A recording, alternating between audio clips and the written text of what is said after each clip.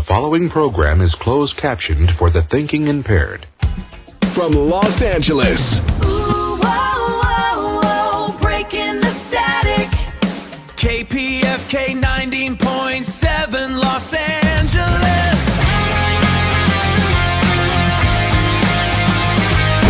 It's the Cary Harrison Files. The Cary Harrison Files. Almost Dead, a true story. I thought we could open with something really powerful like, I'm gonna be dead in 3.5 weeks. Not metaphor, not a prognosis, an appointment. Psychotherapist Derek Scott invited LA radio host Cary Harrison to ask him anything. With 3 weeks left, knowing the exact hour and date of his death, Derek offered everything. Love, grief, fear, humor, spirituality, candid, unguarded, unexpectedly funny. A scheduled death, time, date, location. Almost Dead, a final conversation before the author's death. 5 stars on Amazon. The true story that couldn't be broadcast. Available now on Amazon. Almost Dead by Cary Harrison. And it is the Cary Harrison Files. Welcome as we move along. Now the solution. How do you deal with this daily madness? Including being, like me, 9, sophomoric, never to grow up. But that's okay. That's just me. But you're not. You're a grown-up and you are stressed out of your mind. So am I, but I find outlets like the new book I wrote. Woohoo! I'm only saying it because it's just parenthetically, it was an interview that I did with a guy and I could not air it. I could not air it because he was going to die in 3 weeks. He planned and scheduled his own death. And if I aired it, then, I could be complicit. I have no idea, but it was nothing like it. It was his book tour. Normally when an author does a book tour, it's because they want to sell books after the book tour. That's why they go on radio stations. This one wanted to die and then see how many books would sell after he was dead. And he's now dead. So it's called Almost Dead. And it is it's a profound look at what does death mean when you schedule your own death. It's not a suicide. He had stage 4 and wasn't going to go through any more treatment.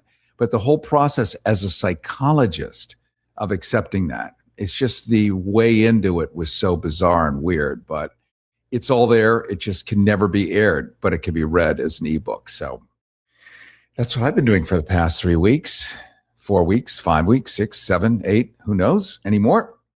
But time is fluid, and what else am I going to do? Fly into a sanctuary city and get rejected? I don't think so.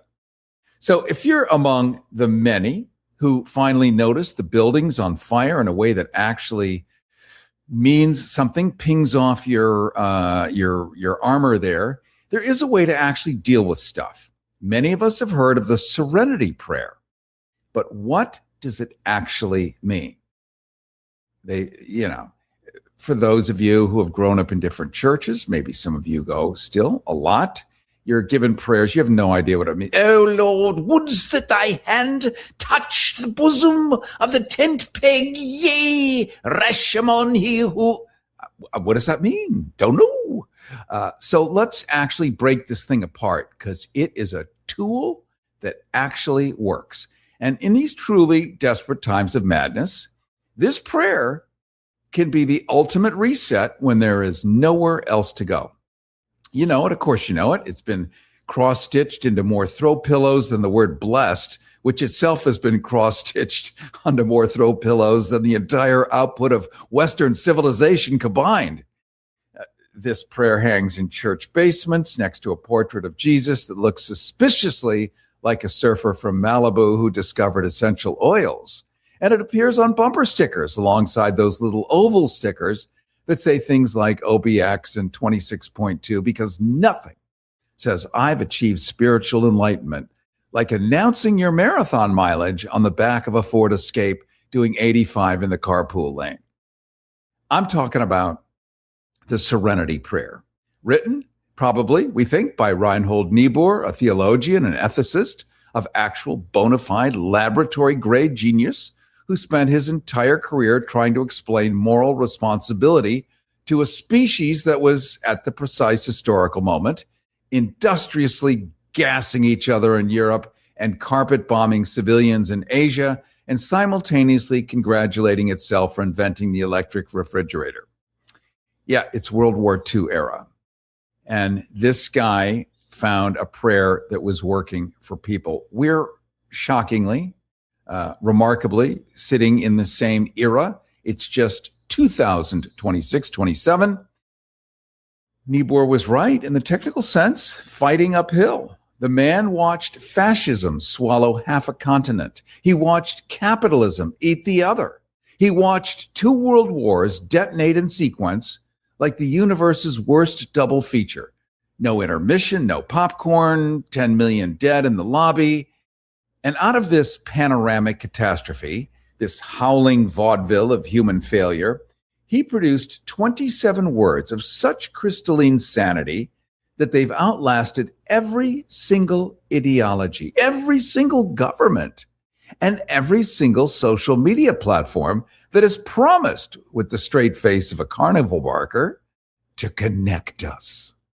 27 words, which is coincidentally fewer words than the average terms and service agreement that you clicked 2 times today somewhere. I accept on this morning without reading, thereby surrendering your biometric data, your location history, your political preferences, and possibly custody of your firstborn to a corporation headquartered in a server farm in the Nevada desert that looks exactly like a building where you make a hostage video. You already did that today. So let's unpack these words that will actually help and soothe during these impossible times. Let's really unpack them in like normal language so you and I get it. Let's unpack them like a suspicious carry-on at a TSA, methodically, under fluorescent lights, and with full latex gloved access to every hidden compartment. The Serenity Prayer, as you know, starts with, as I take a sip of coffee first. Love it. God, whatever that means to you, not the guy with the white beard necessarily, no lightning bolts. It's just, we don't have a word for it in English. It comes from the word good. Goodbye means God be with ye. It's a contraction, medieval English. So it can mean that. It can mean good orderly direction, great outdoors. Make it an acronym. It doesn't matter. So I don't want to spook you thinking I'm doing some kind of crypto religious. No. No, this is World War II. This is helping people be sane under fascism. So call God whatever you want. You know, whatever. Make it an acronym or make it that entity that you think it is. God, grant me the serenity to accept the things that I cannot change. Grant me. Ooh, right there before we've even gotten to the good stuff, the prayer is already making a statement so radical that if you put on a campaign sign, the candidate would lose 47 states. Grant me, not sell me, not algorithmically serve me based on my revealed preferences, not provide me at a premium monthly subscription rate with an annual option that's technically cheaper but requires you to remember to cancel in 11 months, which you absolutely will not do. Grant me. The posture of this phrase is the posture of a person who's arrived at the window with nothing, who has run the full inventory of what they've accumulated, the accomplishments, the titles, the LinkedIn endorsements for skills they don't actually have, and concluded that none of it adds up to this particular thing they're asking for. And that thing is serenity. And here's where I need you to sit with this word for a second, because in contemporary American life, serenity has been almost completely colonized by the wellness industry, which has taken one of the most genuinely radical states of human consciousness and repackaged it as a scented candle. Yeah, a scented candle. Oh, Right? yeah! Serenity now comes in Himalayan cedar and white tea ginger.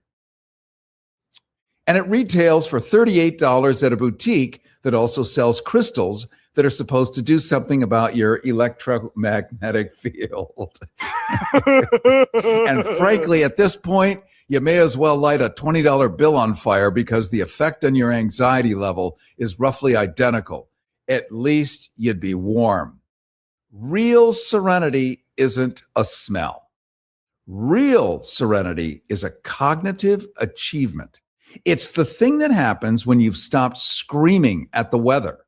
And the weather, in this metaphor, is everything that you cannot change. To accept, as the prayer continues, the Serenity Prayer, to accept the things I cannot change. Now, watch me do the precise thing the prayer is warning against, because someone has to demonstrate it, and it might as well be me since I'm the one on the microphone right now. So it turns out, right? Okay. The instinct here, especially among people who care, people who are paying attention, people who have, against all better judgment and basic mental health advice, remained continuously informed about the state of the Republic, is to read the word accept as a synonym for surrender. To hear this line and immediately picture a man in a lawn chair, cold beer in hand, watching the ship go down with a philosophical smile, thinking, well, I can't change it. That man is not practicing the Serenity Prayer. No, that's where they've all been wrong. That man is practicing avoidance with scripture adjacent branding. We're not doing that. That's an entirely different discipline, and which I would argue the actual operating religion of roughly 40% of the American electorate. Acceptance is not surrender. Acceptance is the act, the courageous and uncomfortable act of looking at reality without your preferred narrative filter and saying, this is the thing that is true. It's actually true. The diagnosis is in the chart. The vote has been certified. The relationship has ended. The empire is declining. The thing has happened. You can't unburn Rome. You can't unelect Caligula. And Caligula, who for you, history buffs, appointed his horse to the Senate, which at the time was considered outrageous rather than a model for future governance, Caligula is gone, and Rome burned anyway, and out of the ashes came eventually Italy, which gave us the Renaissance and opera and pasta and Fellini and the particular genius of a culture that decided collectively that if the whole thing is absurd, you might as well dress well while it collapses. And that inability to accept what's already happened is not strength. It's not principle. It's not even really grief.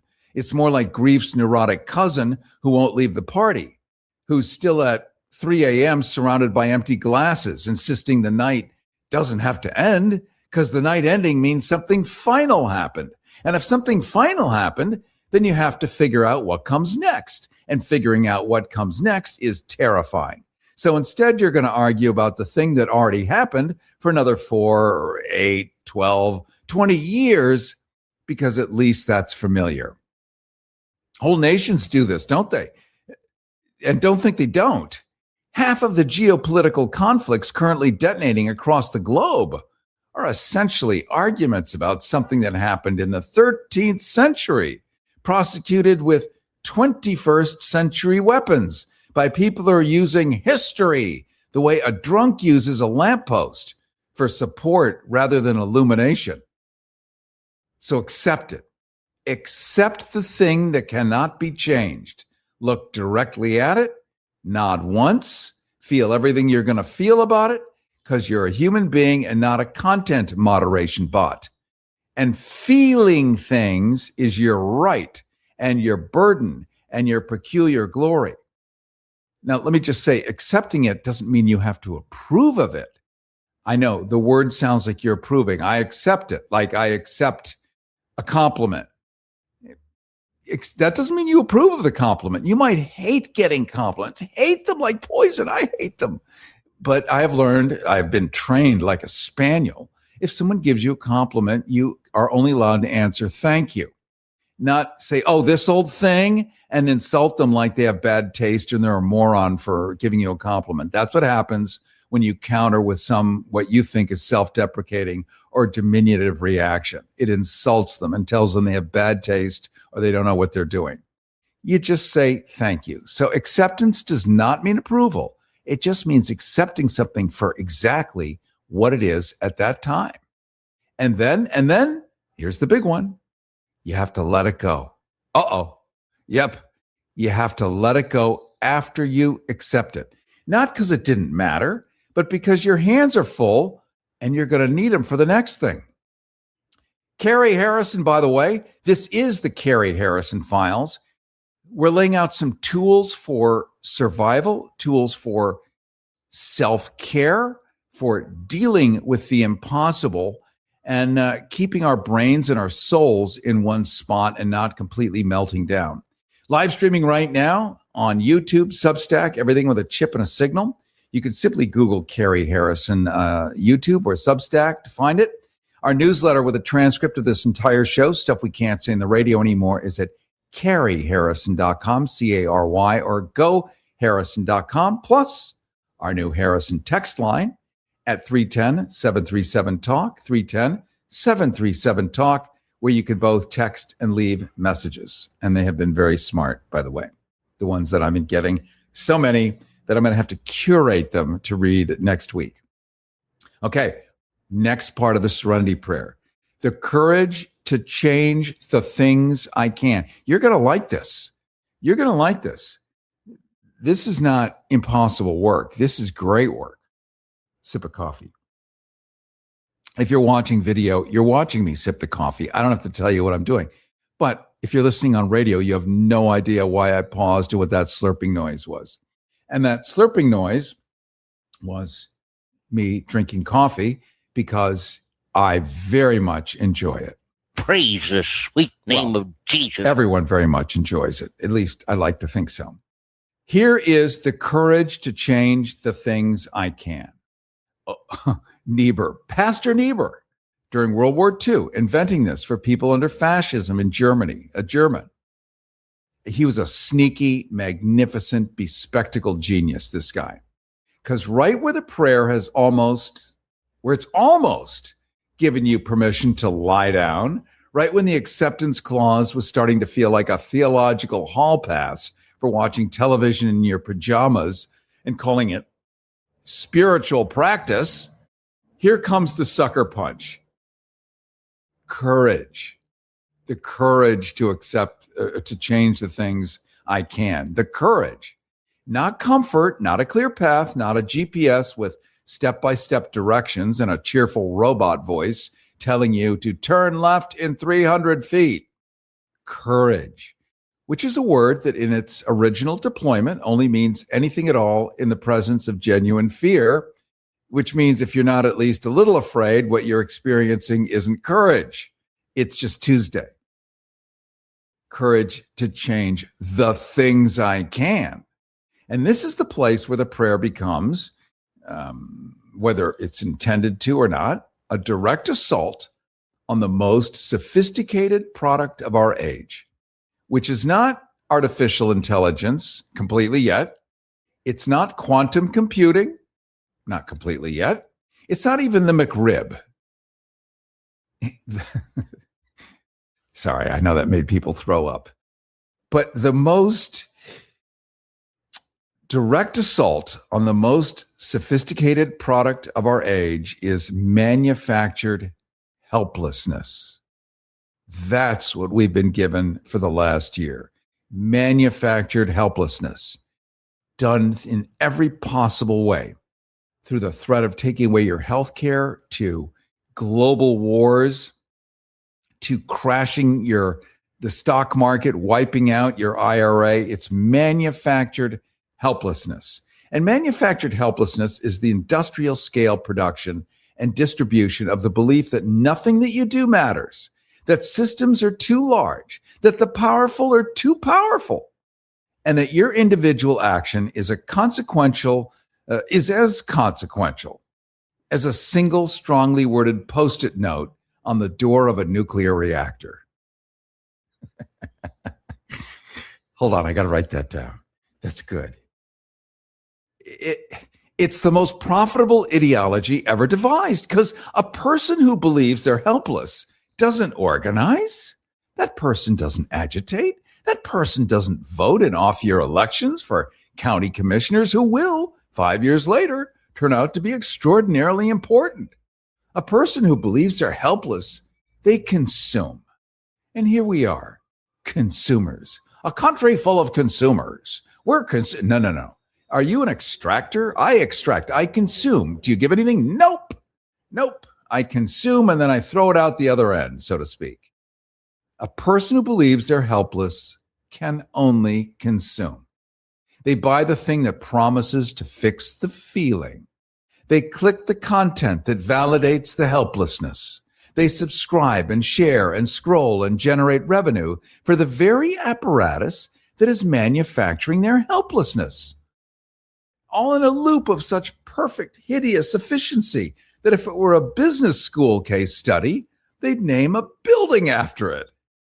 History, however, has the receipts, doesn't it?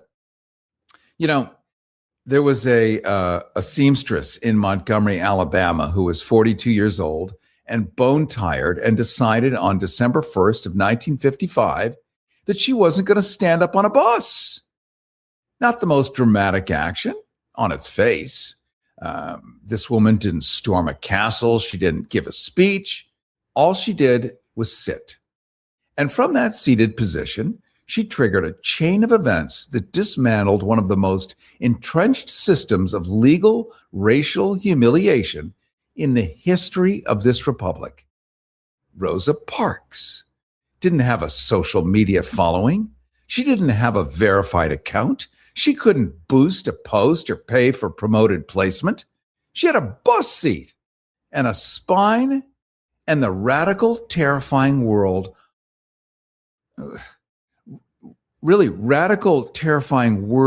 altering courage to stay in that seat. Another one, a pharmacologist named Frances Kelsey. And I mention her. Notice how they're both women.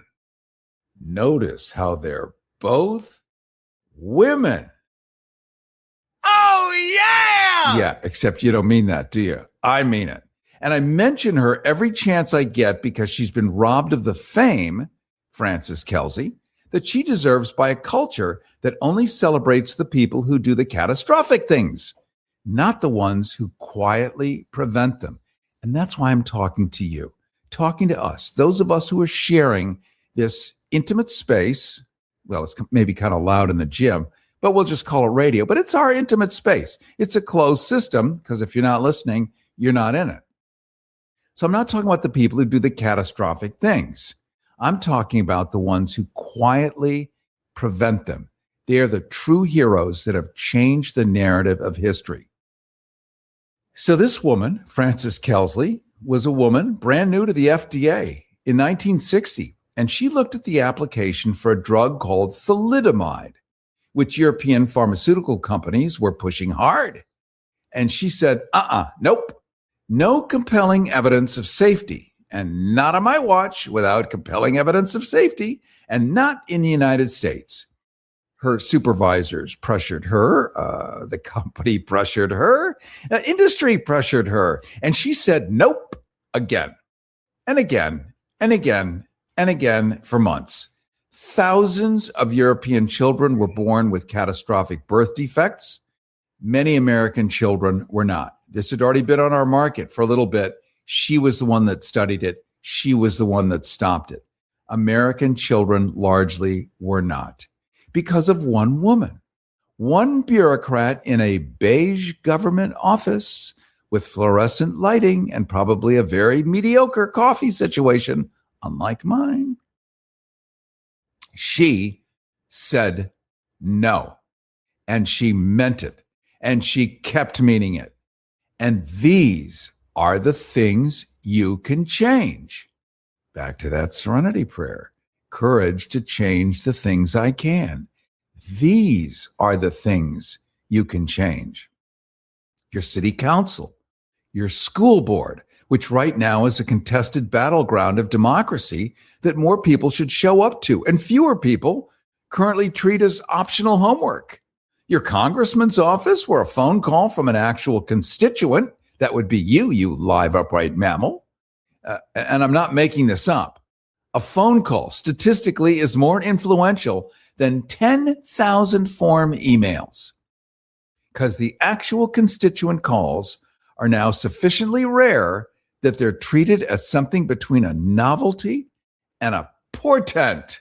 The conversation with your neighbor who has been marinating in a completely different media ecosystem for 5 years and genuinely believes things that you believe are insane, but who is still technically your neighbor and who will technically be voting and who just might respond differently to a human face and a shared cup of coffee than to a social media call-out post.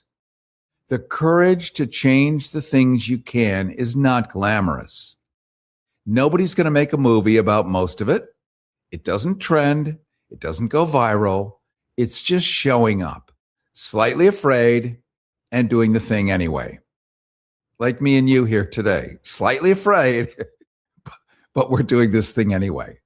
Continuing on the Serenity Prayer. Cary Harrison with you, by the way, live streaming video.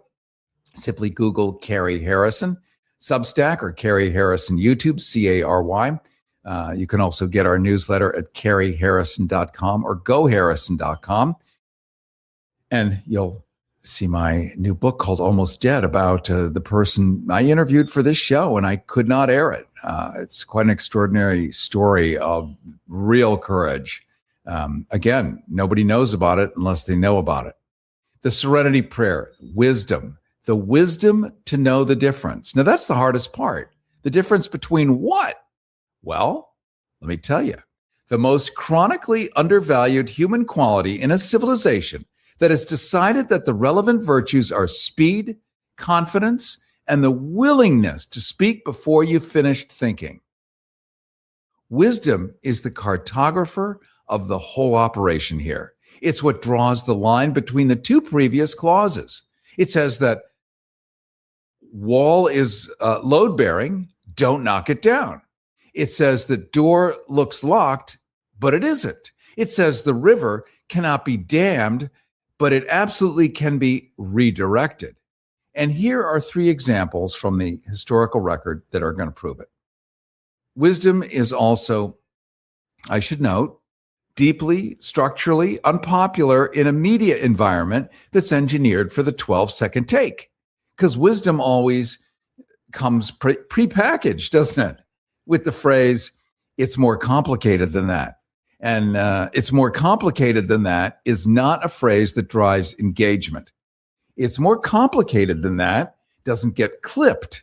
It doesn't get shared. It doesn't generate the neurochemical reward of righteous simplicity. Wisdom is Jeremiah sitting in a pit, writing the book of Lamentations while Jerusalem burns, and still managing to produce something worth reading 3,000 years later, which is a higher literary battling average than essentially anyone currently publishing on Substack. And yes, I'm on Substack, and yes, I'm including myself in this criticism too, and no, that does not make the observation less true. The wisdom to know the difference is what separates the activist from the zealot, the reformer from the authoritarian, the revolutionary from the person who blows up the hospital because they're angry at the government that funds it. It's the thing that allows you to hold 2 ideas simultaneously. This is deeply wrong, and this particular intervention will make it worse. To know which fights can be won in a year and which fights can only be won in a generation, and which fights can't be won at all by fighting, but only by outlasting. Woo. You can't mandate this wisdom. You can't A/B test your way through it. It comes from lived experience, an honest failure, and the willingness to update your model of the world when the evidence contradicts it, which is in a post-truth media environment where updating your model is called flip-flopping, and sticking to a demonstrably wrong position is called conviction, and the most heroic intellectual act available to a functioning adult. We're going to pause for a second. We're going to do grant me the patience with the changes that take time. Uh-oh. I love this. I've been getting emails from you guys, texts, whatever, like, well, what do I do? What do I do? How do I feel better? And you're right. This prayer works. This prayer really works. It worked in World War II, created by a German stuck in the Nazi system to share with other Germans that were not going to participate in that. And it was a way where they could constantly remind themselves who they were, what they are, what mattered, what they could successfully fight for, what was a waste of time, what was worth it. It's a quick evaluation measurement tool, and it also gives you self-esteem and connects you with other people. We're going to continue here on the Cary Harrison Files in just a tick. Listen, were you forced into getting a solar contract and now you just don't want it anymore? Maybe the solar company misled you. Or is your solar contract buried with hidden fees? Are you not saving the amount of money you thought you would on your energy costs? Don't worry. At the Solar Exit Hotline, we can help you cancel your solar contract, even if the panels are already installed. Our experienced legal team will review your contract and help you cancel it, possibly saving you thousands of dollars. You got to call right now for complete details. So listen, if you're not happy with your solar contract for any reason, we are here to help you cancel it. Call the Solar Exit Hotline now for immediate options to help you exit your solar contract. This call is 100% free. Call 877-406-5860. That's 877-406-5860. Call 877-406-5860. That's 877-406-5860. Call us right now. CaryHarrison.com. And it is the Cary Harrison Files as we continue with the Serenity Prayer and why it actually works. And it was written by a German during World War II, as I said. The next part, grant me the patience with the changes that take time. Whew. We are so bad at this. We are so catastrophically, cosmically, almost impressively bad at this that I want to find whoever decided that same-day delivery was a reasonable feature of a functional society and make them personally responsible for the psychological damage it's done to our collective capacity to wait for anything. We've 2 days shipped our way into a civilization that experiences 3 business days as an affront, a civilization that describes a 48-hour news cycle as ancient history, a civilization in which a reform movement that hasn't produced visible results in 18 months is declared dead, finished, over, by the same people who are its loudest advocates, because we've lost the ability to metabolize time and change real structure. Structural change holds up when you poke it. Change takes time. It's agonizing. It's non-photogenic. It doesn't make good content time, with setbacks that look like defeats, with apparent reversals that look like catastrophes, with long, quiet stretches in which nothing visible is happening, and yet underneath the surface, everything is shifting. The way a glacier moves, slowly and with enormous force, and in ways that won't be obvious until the landscape has been completely reorganized. The labor movement, look at that, it took decades. Suffrage, the right for women to vote, took decades. The end of legal segregation took decades and is still, let's be honest, incomplete. The environmental movement is now 60 years old and has prevented things you'll never know were prevented because they were prevented, which is the thankless mathematics of all prevention. You can never fully count what didn't happen. Yeah. Oh, I snorted. Good for me. Patience isn't passivity. Patience isn't lying down. Patience is the long game played by people who are serious, as opposed to the short game played by people who are performing seriousness, which is a very different activity that requires much less stamina and produces much better content. You know, Dr. King, who we cherish a lot on this station and this network, said the arc of the moral universe is long, but it bends toward justice. He didn't say you'd get a notification when it bent. He didn't say there'd be a loading bar. He didn't say it would sometimes feel in the middle of a particularly terrible Tuesday like the arc was bending directly toward the floor. Patience is the faith that Tuesday is not the whole story. Cary Harrison with you, by the way. Cary Harrison Files, CaryHarrison.com, GoHarrison.com if that's easier. Live video streaming on YouTube, Substack, everything with a chip and a signal. You could do a shortcut at kpfk.net. Our newsletter with a full transcript of everything I'm saying, because God knows if I had to write it down, this is where computers are helpful in transcribing audio. It will have this entire transcript. It'll also have stuff that we can't say on the radio anymore and stories that I can't do anymore at CaryHarrison.com or GoHarrison.com. And feel free to lavish me on our new Harrison text line at 310-737-TALK, 310-737-TALK. We can both text and leave a message. Okay, as we hit the final act here, in this serenity prayer, it's the long form, an appreciation that all that I have, of all that I have. This one I really love because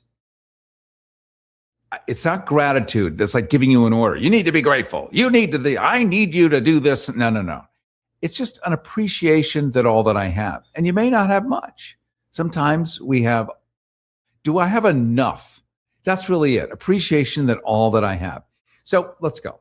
This is the part where half of you tense up because appreciation has been so thoroughly strip-mined by the gratitude industrial complex, the journals, the apps, the morning routines, the influencers listing what they're grateful for in front of a sunrise that looks suspiciously filtered, that the very word now triggers in some of us a mild but immediate allergic reaction. Good. I understand. I feel it too. So let me try to rescue it from the candle and crystal shop it's been locked inside. Because the actual practice of appreciation, the real thing, not the content version, is in our current civilizational moment genuinely subversive. And here's why. The entire engine of consumer capitalism, every ad, every algorithm, every platform, every UX decision made by every product team at every tech company in the history of Silicon Valley is built on a single foundational premise that you don't have enough. That's it. That you don't have enough. That what you currently possess, what you currently experience, and what you currently are is somehow insufficient. That there exists just one purchase, just one upgrade, just one subscription, one optimization away, a version of your life that would finally qualify you as being adequate and worthy of being alive. That premise, to use the technical term, is complete and utter horse. But it is horse of extraordinary commercial utility. And it is administered to you at a dosage and frequency that would make a pharmaceutical company blush. And pharmaceutical companies, as a category, do not blush easily. Appreciation is the off switch. It doesn't require that your life be good. It doesn't require that the world be fair. It doesn't require toxic positivity or willful blindness or the nauseating performance of contentment that social media has turned into a competitive sport. It requires only this: a moment of honest inventory. What actually exists? What actually works? Who actually showed up? What your body, imperfect and inconvenient and mortal as it is still doing for you. The people who describe appreciation most precisely are, with striking frequency, people who, often nearly lost everything, right? Who stood at the edge of the thing and looked back, who saw with the sudden terrible clarity of contrast what they had when they had it and didn't notice. And you don't have to stand at the edge to see it. You can practice the contrast now without waiting for the catastrophe to provide it. That's actually the whole point here. That's the whole infuriating, deeply inconvenient invitation of this particular line. Next one: tolerance with those of different struggles. Different struggles, not different opinions, though God help us with that one too, but different struggles, which is the prayer making a much more uncomfortable, much more specific, and much more useful demand. Because here's what's actually happening in practice among human beings who are suffering. They compete.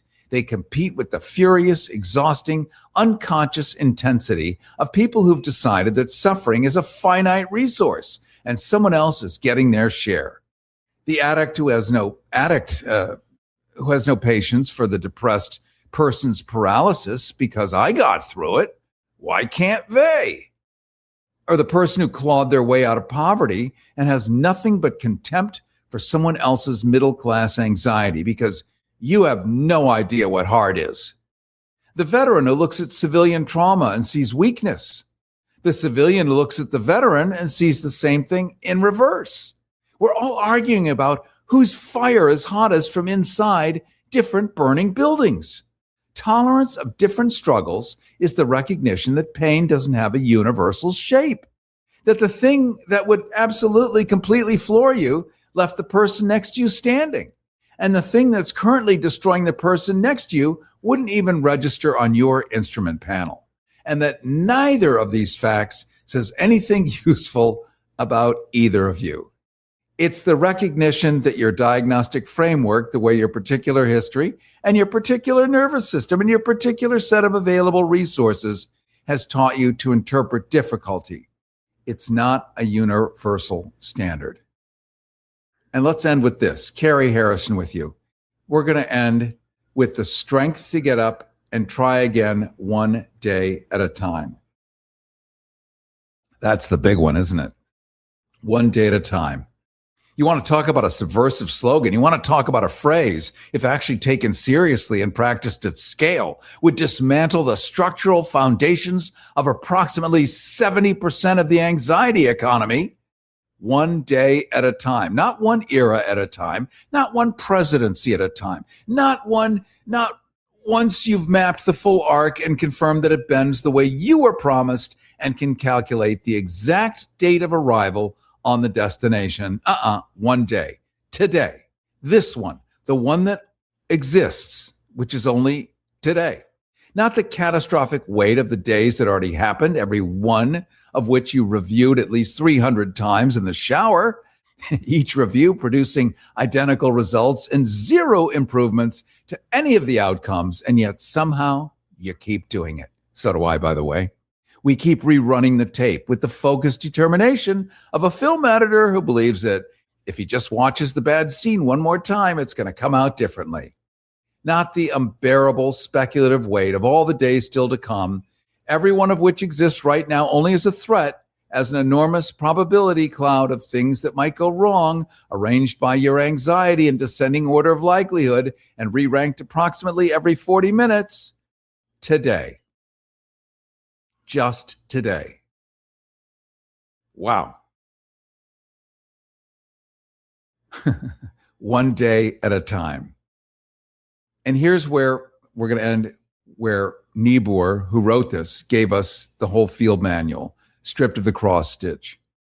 Know what you can't change and stop bleeding energy into it. Know what you can change and be brave enough, genuinely, specifically, inconveniently brave to actually do it. Be wise enough to tell the difference, which takes a lifetime to learn and requires you to be wrong repeatedly and publicly along the way. Be patient with the clock, which doesn't run on your emotional schedule. Be grateful for what you actually have, not what the algorithm has convinced you that you lack. And be generous with other people's suffering, which looks different from yours and isn't lesser for it. And tomorrow morning, when the news is already bad and the coffee is already cold and the world is already asking more of you than seems even theoretically fair, get up, try again today, just for today. I'm Cary Harrison. This is the Cary Harrison Files, which has also survived longer than most empires. Join me on Substack, everywhere else, and CaryHarrison.com for a full transcript of this. And let me thank Renee Yawarski, my beautiful, wonderful, legally minded, high-functioning technical director. Let me thank Will in the control room. And most importantly, let me thank you who spend time with me. I love it. This is like my highlight of the week. I'm like Lassie racing toward the water bowl, and somebody's even tossing milk bones in it. I love it. So I value you. I cherish you. I hope you'll text me at 310-737-TALK, and I look forward to seeing you next week at this time. The Cary Harrison Files. Everybody wants cheap airfare, but where do you find it? Well, you call low-cost airlines because they specialize in cheap flights, in discount hotel rooms, in cheap car rentals, and with the best price guarantee. Often 75% off. 901-235-1795. 901-235-1795. 901-235-1795. 901. How'd it happen? She showed up dead on arrival. This never gets easier. It does when you call CarShield before your car breaks down. Look at these prices. The camshaft, transmission, engine. Don't people know? A plan through CarShield could protect up to 5,000 parts and systems. You hate to see it. An out-of-warranty car is going to break down eventually. Right, which is why they need a plan through CarShield. Best of all, you'll get access to CarShield's concierge service, who can even help you find a mechanic near you. They're notifying the family. Poor guy. He doesn't even know what's coming. Another victim of senselessly expensive repair bills. Can't save them all. But we can keep trying. Didn't have to end this way. If he'd have just called CarShield before his car broke down. Exactly. CarShield has an A rating with the Better Business Bureau and was voted America's most trusted auto protection company. It's time to call CarShield now. Call 800-786-8390. 800-786-8390. Call 800-786-8390.